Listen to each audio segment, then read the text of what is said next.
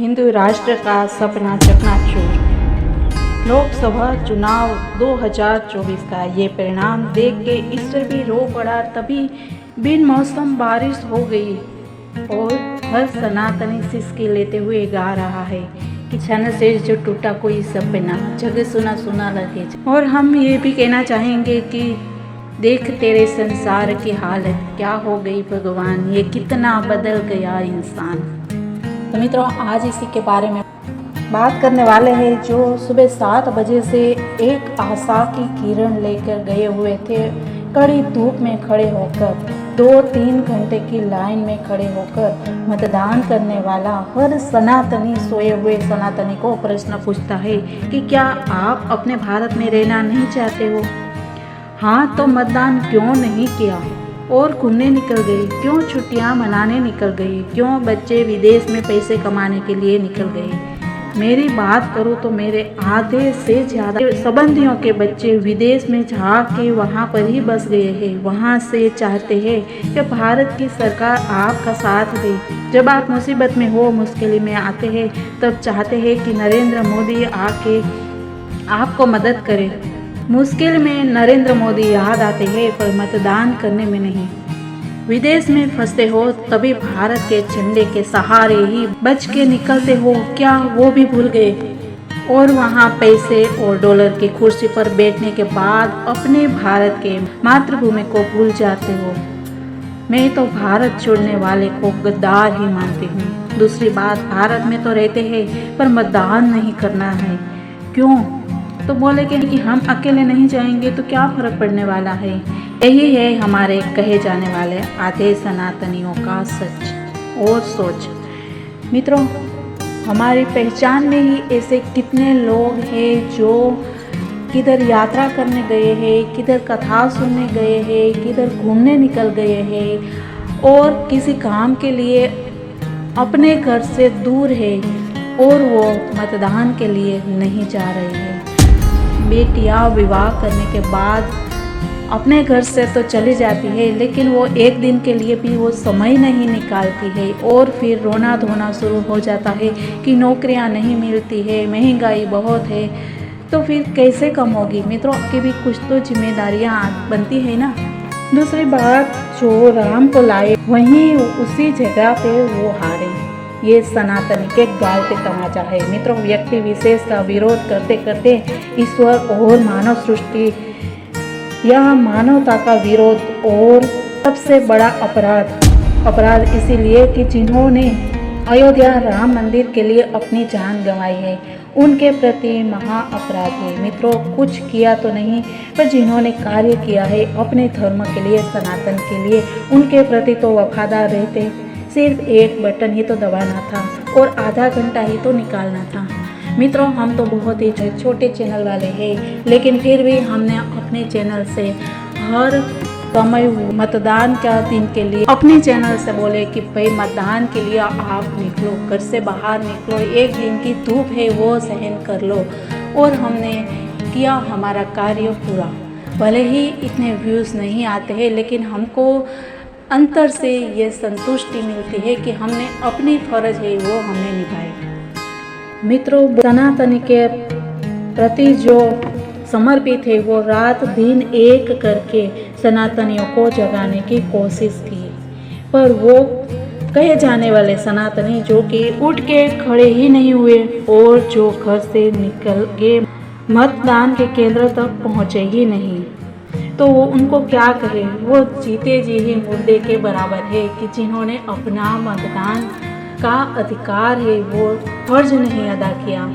बात करें सरकार की तो सरकार तो बनेगी पर किसी का सहारा लेकर, तो इसमें जिनका भी सहारा लिया होता है उनकी शर्तों का पालन करना होता है। यानी कि मोदी जी अपने मन मुताबिक कोई निर्णय नहीं ले सकते हैं। अगर निर्णय लेते हैं तो साथी पक्ष दम मारने लगते हैं कि ऐसा किया तो हम आपका साथ छोड़ देंगे। तो हालत ये हो जाती है कि ऐसे में सरकार चलाना और भी मुश्किल हो जाता है।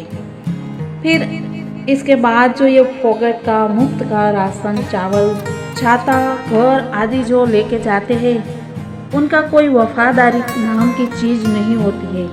मित्रों, वो जब मतदान की बारी आती है तो पक्ष बदल देते हैं, जिनको हम कहते हैं नमक हराम, कि खाते तो है, लेते तो है फोगट का, लेकिन मतदान करने के लिए उनको कोई व्यक्ति विशेष दिखता है, अपना धर्म नहीं दिखता है, अपनी मानवता का सबसे बड़ा धर्म है वो उन्हें नज़र नहीं आता है। और हम तो ये कहेंगे कि ये मुफ्त का देने की जो व्यवस्था है वो सबसे पहले बंद करने की ज़रूरत है। लेने वाले सभी से फोगट का बहुत ही प्यार से ले लेते हैं, लेकिन जब भी उनकी बारी आती है तो उनको प्यार से अपना मत देने में बहुत ही झिझक होती है, संकोच होता है और उसमें उसका स्वार्थ भी आ जाता है और ऐसी बातें दिमाग को झंझोड़ के रख देती है।